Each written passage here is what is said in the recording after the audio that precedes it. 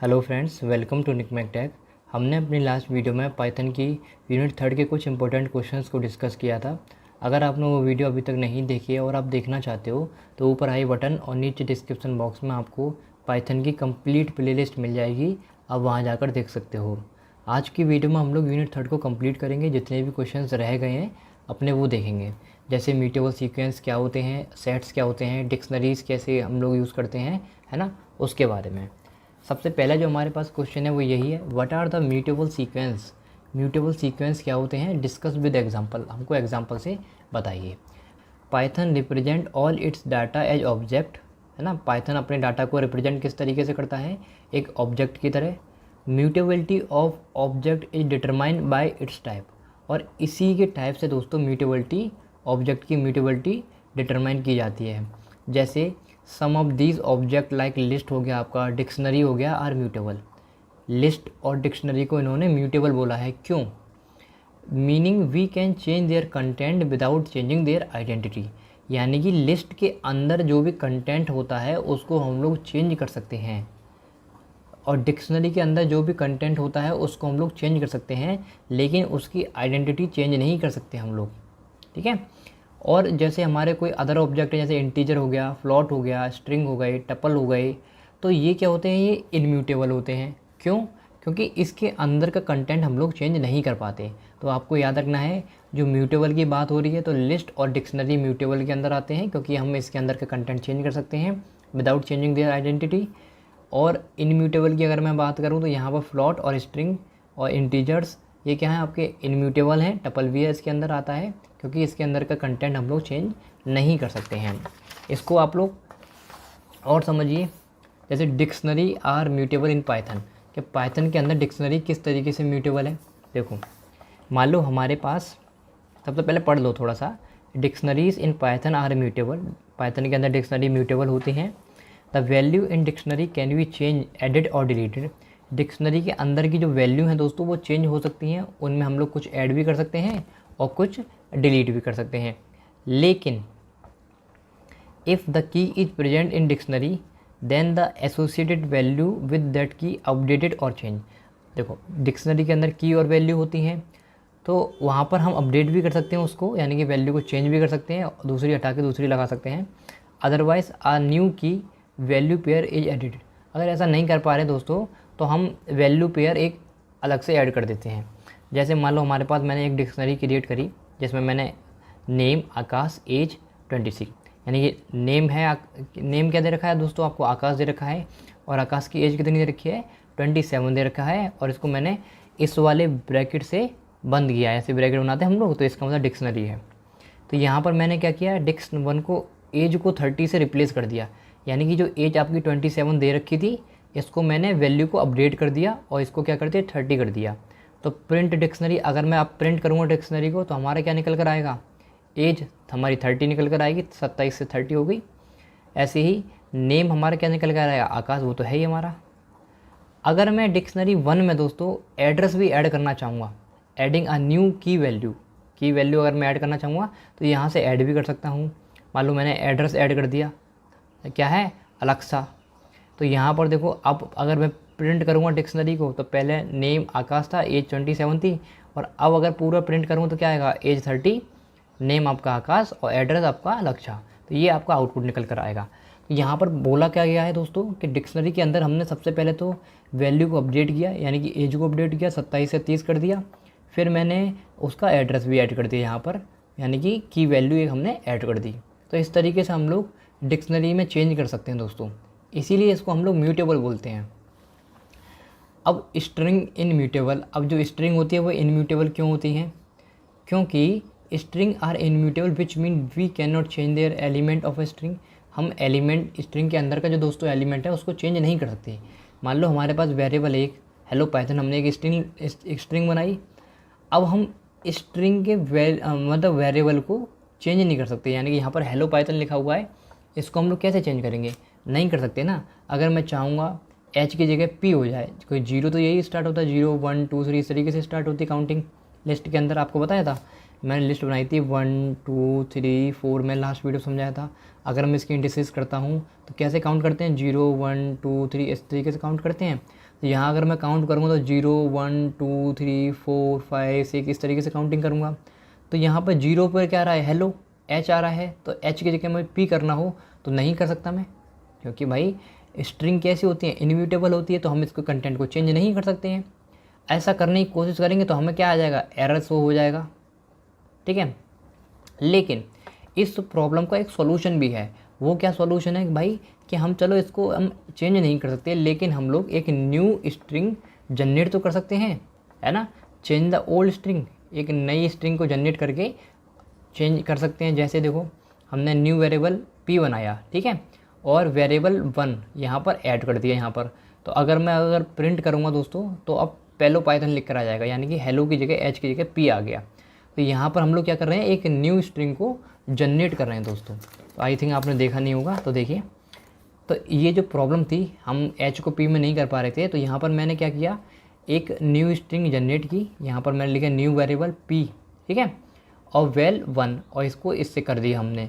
तो यहाँ क्या किया, हमने एक नया वेरिएबल ऐड किया, तो हेलो एच की जगह हमने पहलो पाइथन कर दिया। तो हम इसका कंटेंट चेंज नहीं कर सकते, आपको याद रखना है, हम कंटेंट चेंज नहीं कर सकते, लेकिन हम एक नई स्ट्रिंग बना सकते हैं और उस तरीके से हम लोग कंटेंट चेंज कर देंगे। तो ये होता है इनम्यूटेबल स्ट्रिंग। लिस्ट इनम्यूटेबल और लिस्ट म्यूटेबल होती हैं। कैसे होती हैं म्यूटेबल, क्योंकि देखो यहाँ पर तो अभी आपको बताया था स्ट्रिंग के बारे में, और लिस्ट को हम लोग म्यूटेबल बोल सकते हैं, क्योंकि लिस्ट के अंदर का कंटेंट हम लोग चेंज कर सकते हैं। जैसे देखो यहाँ पर पढ़ लेना आप जो लिखा हुआ है, जैसे list are mutable means that value of element inside list can be change at any point of time, है ना, किसी भी पॉइंट हम चेंज कर सकते हैं लिस्ट की वैल्यू को। एग्जाम्पल से समझिए, मान लो मैंने लिस्ट क्रिएट करी 10 20 30 40, और मेरे को लिस्ट 1 चेंज करना है, यानी कि 1 पे कितना आ रहा है, 0 1 20 आ रहा है, 20 को हमें चेंज करना है। तो सबसे पहले लिस्ट 20 प्रिंट होकर आ जाएगा आपका, ठीक है। अब अगर मैं इसको चेंज करना चाहूँगा लिस्ट थर्ड को, थर्ड हमारा क्या है, 0 1 2 3 40 है ना, तो लिस्ट हमें 50 करना है। तो यहाँ पर 40 की जगह दोस्तों आपका 50 आ जाएगा। तो कुल मिला के ये है दोस्तों कि लिस्ट म्यूटेबल क्यों होती हैं, क्योंकि लिस्ट की वैल्यू जो अंदर कंटेंट है उसको हम लोग चेंज कर देते हैं। यहाँ पर देखो, अगर मैं लिस्ट, ये हमारी लिस्ट दे रखी है, अगर मैं डायरेक्ट लिस्ट 1 को प्रिंट करूँगा तो हमारा 20 प्रिंट ऊपर आ गया। अब इसी लिस्ट के अंदर अगर मेरे को 40 को अपडेट करना है 50 से, तो देखो किस तरीके से करूँगा मैं। मान लो हमारा थर्ड एलिमेंट कितना है, 50, 0 1 2 3, ये थर्ड एलिमेंट 40 दे रखा है, इसको हमें 50 करना है, तो मैंने ऐसे कर लिया। तो यहाँ पे प्रिंट लिस्ट करूँगा तो 10 20 30 50, 10 20 30 50, 40 की जगह 50 हो जाएगा। तो इस तरीके से हम लोग फोर्थ एलिमेंट को चेंज कर दिया हमने 50 से, है ना। तो लिस्ट के अंदर हम लोग एलिमेंट को चेंज कर सकते हैं, सिंपल आपको याद रखना है, इसीलिए हम इसको म्यूटेबल बोलते हैं।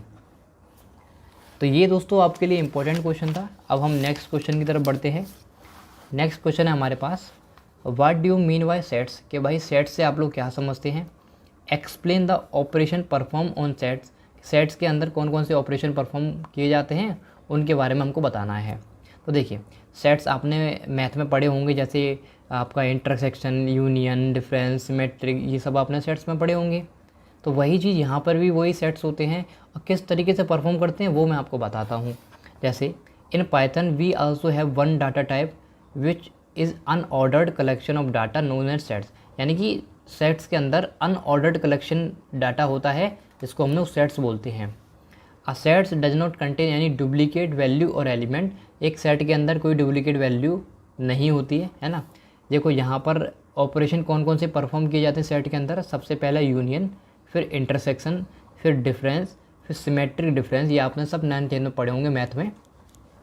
तो अगर मैं यूनियन की बात करूँ तो यूनियन में दोस्तों होता क्या है, union operation perform on two sets, दो सेटों के बीच में हम लोग यूनियन ऑपरेशन परफॉर्म करते हैं। इस तरीके से हम लोग इसका साइन बनाते हैं ना, union.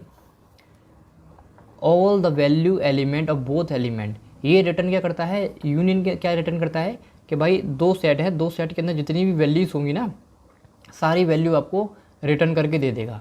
It perform by using and operator, and operator का यूज़ करके हम लोग इसका परफॉर्म करते हैं।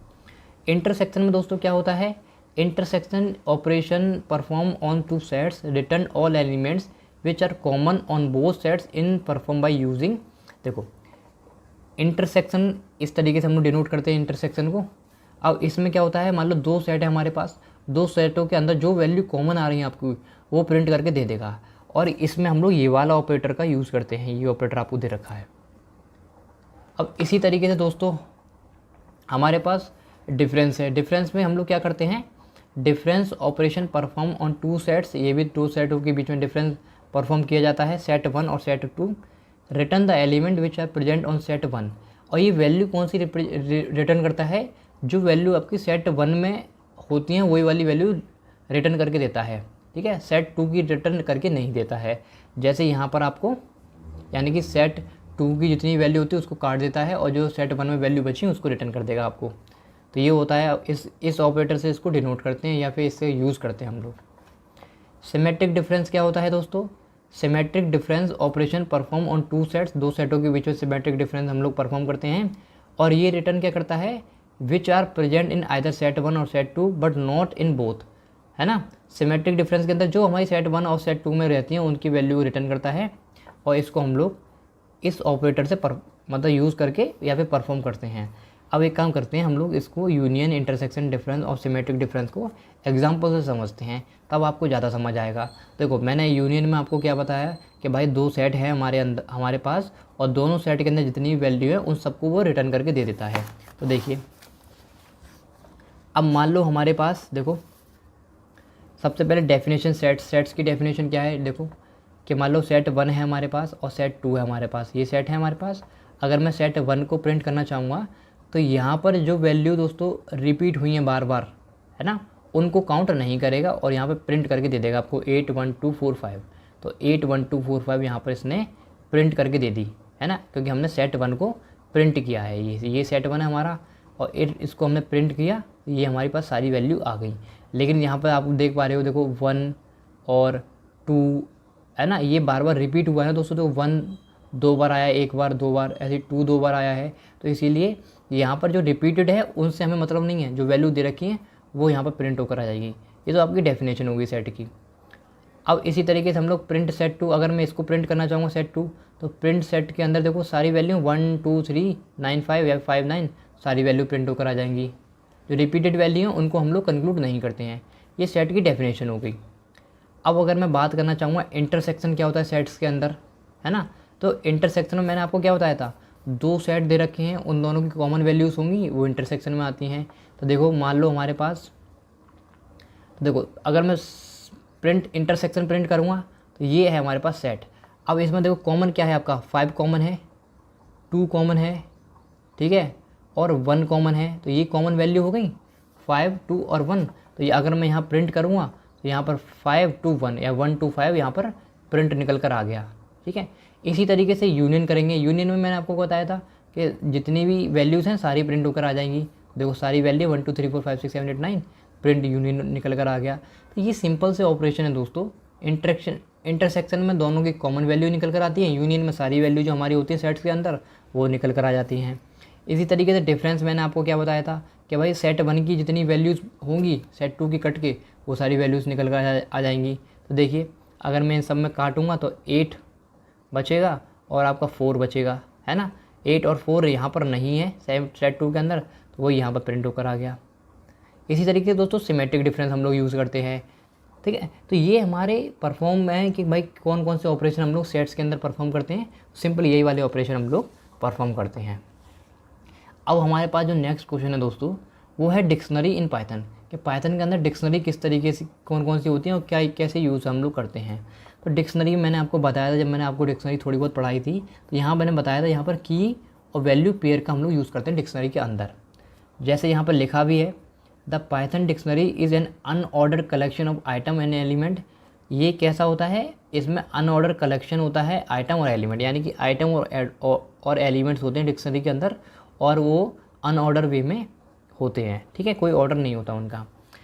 All other compound data type in Python have only values their element और items where the dictionary has key value pair, ठीक है। तो यहाँ पर बोला गया भाई डिक्शनरी के अंदर की वैल्यू पेयर होती हैं, जबकि और अदर बात करें पाइथन के अंदर तो वहाँ पर केवल वैल्यूज़ वगैरह होती हैं, ठीक है, लेकिन यहाँ पर की वैल्यू पेयर होते हैं। Each value is associated with a की। तो एक जो हर वैल्यू डिक्शनरी के अंदर दोस्तों जो भी वैल्यू दे रखी होगी आपकी उसके साथ एक की ज़रूर ही होगी। तो यहाँ पर आपको बस केवल एक बात याद रखनी है कि भाई डिक्शनरी के अंदर हमारी की वैल्यू पेयर होते हैं और डिक्शनरी के अंदर अनऑर्डर्ड कलेक्शन होता है डाटा और एलिमेंट्स का। In dictionary we have key and there they can be of any type. Dictionary के अंदर की होती है और वो किसी भी टाइप की हो सकती है। Dictionary is set to mapping between some set of key value. ठीक है, वही यहाँ पर बोला है the mapping of key and value is called key value pair. जब हम मैपिंग करते हैं की और वैल्यू को, जिसको हम बोलते हैं key value pair, together they are called one item और एलिमेंट, और एक साथ दोनों एक आइटम और एक एलिमेंट बनाते हैं। Key and its value are separated by colon. Key और इसकी वैल्यू एक कॉलन से सेपरेट की जाती है ना। जैसे कि देखो मैं आपको एग्जांपल से समझाऊं। अभी हमने बात किया था, ये देखो ये हमने बात किया था, ये हमने बात की थी। मान लो ये हमारे पास क्या था, नेम, इसको हमने कॉलन से सेपरेट किया तो ये हमारी की हो गई, ये इसकी वैल्यू क्या है, आकाश, है ना। इसी तरीके से एज क्या है हमारी, की हो गई, और वैल्यू क्या हो गई, आकाश की एज कितनी है, 27। तो ये की वैल्यू पेयर होते हैं हमारी डिक्शनरी के अंदर, तो वही यहाँ पर लिखा हुआ है। ठीक है, कॉलन से सेपरेट करते हैं हम लोग। अब यहाँ पर समझिए, द एलिमेंट्स और element in dictionary are separated by commas. और जो भी एलिमेंट्स होंगे, जो भी डिक्शनरी के अंदर प्रेजेंट होंगे, उनको हम कॉमा से सेपरेट करेंगे। And all the element must be enclose in करली ब्रैकेट्स। और सारे एलिमेंट जो होंगे करली ब्रैकेट से हम लोग बंद करते हैं। सेम यहाँ पर देख रखा है, देखो की वैल्यू पेयर दे रखा है, इसको हमने कॉमा से सेपरेट किया इनको, तो ये कॉमा दे रखा है आपको, इस कॉमा से सेपरेट किया और करली ब्रैकेट में हमने बंद कर दिया, तो वो यहाँ पर दे रखा है। यहाँ पर बोला गया है the value in dictionary can be duplicated but the key in the dictionary are unique. की जो डिक्शनरी के अंदर वैल्यू हो सकती हैं वो डुप्लीकेट हो सकती हैं, लेकिन की हमेशा ओरिजिनल और यूनिक ही होगी। अब यहाँ पर क्वेश्चन है हमारे पास कि how do we create a dictionary in Python. या पाइथन के अंदर हम लोग किस तरीके से डिक्शनरी को क्रिएट कर सकते हैं। मान लो हमें डिक्शनरी समझ आ गया भाई डिक्शनरी कैसी होती हैं, उसके अंदर कॉमास से हम लोग सेपरेट करते हैं, कॉलन होते हैं, की वैल्यू पेयर होती हैं, ठीक है, अनऑर्डर कलेक्शन होता है आइटम का और एलिमेंट्स का, ये सब हमें डिक्शनरी समझ आ गया। अब हम पाइथन के अंदर किस तरीके से डिक्शनरी को क्रिएट करेंगे, तो सिंपल है दोस्तों। देखिए, creating a dictionary in simple in Python बहुत सिंपल होता है। The value in dictionary can be of any type. जो वैल्यू हो सकती हैं किसी भी टाइप की हो सकती हैं। और the key must be इनम्यूटेबल type.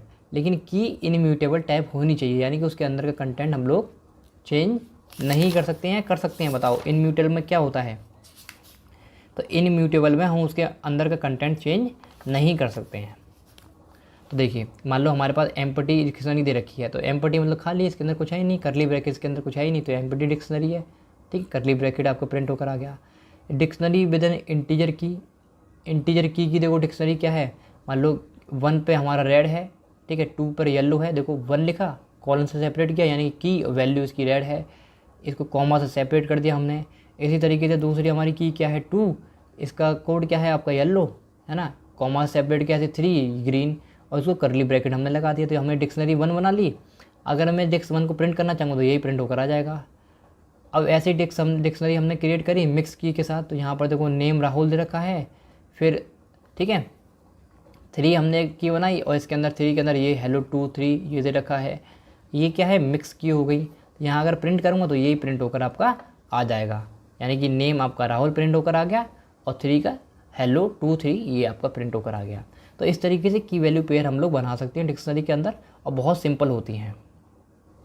अब हम बात करते हैं दोस्तों, जो हमारे पास नेक्स्ट क्वेश्चन है वो है write some built in dictionary method use in Python with example. कि भाई डिक्शनरी के अंदर कुछ बुल्ट इन मेथड का यूज़ करते हैं हम लोग पाइथन के अंदर, कौन कौन से मेथड होते हैं। जैसे देखो फंक्शन ये है और इसका डिस्क्रिप्शन यहाँ पर दे रखा है। मान लो ऑल डिक्स हमने फंक्शन का यूज़ किया, तो it is a Boolean type function. ये बुलियन टाइप फंक्शन होता है। बुलियन मैं आपको बहुत बार बता चुका हूँ, ट्रू और फॉल्स की जैसे हम लोग लिखते हैं वो, which return true if all की ऑफ डिक्शनरी आर ट्रू। अगर डिक्शनरी आपकी सारी डिक्शनरी की जो की हैं सारी सही हैं तो ट्रू रिटर्न करेगा, वरना और डिक्शनरी इज़ एम्प्टी, ठीक है, वरना फॉल्स रिटर्न करेगा। एनी डिक्स ये वाला फंक्शन क्या यूज़ करते हैं, it is also Boolean type function, ये भी एक बुलियन टाइप फंक्शन होता है। विच रिटर्न ट्रू इफ़ की इज़ और डिक्शनरी इज़ ट्रू, वो ट्रू रिटर्न करेगा। या फिर जो आपकी की दे रखी है दोस्तों, देखो जो आपकी की वैल्यू दे रखी है दोस्तों, तो अगर आपकी वो सही हैं तो ट्रू रिटर्न करेगा, अगर गलत हैं दोस्तों या फिर खाली हैं तो एम्प्टी रिटर्न करेगा, है ना। तो वही फॉल्स रिटर्न कर देगा आपको। तो ये यहाँ पर दे रखा है। डिफरेंस बस ये है, जब हम ऑल डिस्क का यूज़ करते हैं तो यहाँ पर जो ट्रू वैल्यू है वही आपको रिटर्न करके देता है, जबकि एनी डिक्ट का अगर हम यूज़ करते हैं, ये वाला फंक्शन यूज़ करते हैं, तो ये भी एक बुलियन टाइप होता है। लेकिन इसमें क्या करते हैं कि भाई जो अगर हमारी की ठीक है डिक्शनरी के अंदर तो ट्रू रिटर्न करेगा, अगर हमारी डिक्शनरी के अंदर की एम्प्टी है तो दोस्तों वहाँ पर फॉल्स रिटर्न करेगा आपको। लेंथ डिक्ट ये वाला फंक्शन हम लोग कब यूज़ करते हैं, it return the number of length in the dictionary, की डिक्शनरी कितनी लंबी है, कितनी नंबर्स हैं, उसको रिटर्न कर देगा आपको। कंप डिक्ट 1 एंड डिक्ट 2, यानी कि ये फंक्शन हम लोग कब यूज़ करेंगे, तब हमें दो डिक्शनरी के बीच में कंपेयर करना हो। सॉर्टेड वही असेंडिंग ऑर्डर वही, it return sorted list of की, है ना, जितनी भी लिस्ट हैं उन सॉर्टेड लिस्ट ऑफ की को रिटर्न कर देगा आपको। डिक्ट क्लियर का यूज़ हम लोग कब करते हैं, it delete all item in dictionary at once, एक बार में सारे आइटम को हमें डिलीट करना हो तो डिक्ट की ये वाला फंक्शन का हम लोग यूज़ करेंगे। डिक्ट कॉपी फंक्शन हम लोग कब यूज़ करते हैं, it return a copy of the dictionary, अगर हमें डिक्शनरी की कॉपी रिटर्न करनी हो तो ये डिक्ट कॉपी का यूज़ करते हैं फंक्शन को। इसी तरीके से दोस्तों हम लोग डिक्ट आइटम का यूज़ करते हैं, है ना। इसी तरीके दोस्तों डिक्ट की का यूज़ करते हैं। यहाँ पर क्या है, it return the list of all की इन द डिक्शनरी, है ना। ऐसे ही डिक्ट अपडेट का यूज़ करते हैं, अपडेट अगर हमें करना हो या फिर ऐड करना हो वहाँ पर आइटम को तो इसका यूज़ करेंगे इस फंक्शन का। इसी तरीके से डिक्ट वैल्यूज़ का हम लोग यूज़ करते हैं, it return all values in the dictionary, dictionary के अंदर जितनी वैल्यूज़ होती हैं उन सबको रिटर्न कर देता है ये। तो आई होप आपको समझ आया होगा कि ये फंक्शंस हम लोग किस तरीके से यूज़ करते हैं डिक्शनरी के अंदर। अब हम नेक्स्ट देखते हैं। चलिए दोस्तों इतना ही रखते हैं हम लोग। इस तरीके से आपको यूनिट 3 कंप्लीट होती है। अगर आपको ये वीडियो पसंद आई हो, हेल्पफुल आई हो तो अपने दोस्तों के साथ शेयर ज़रूर करना। मिलते हैं नेक्स्ट वीडियो में, तब तक के लिए बाय, थैंक यू।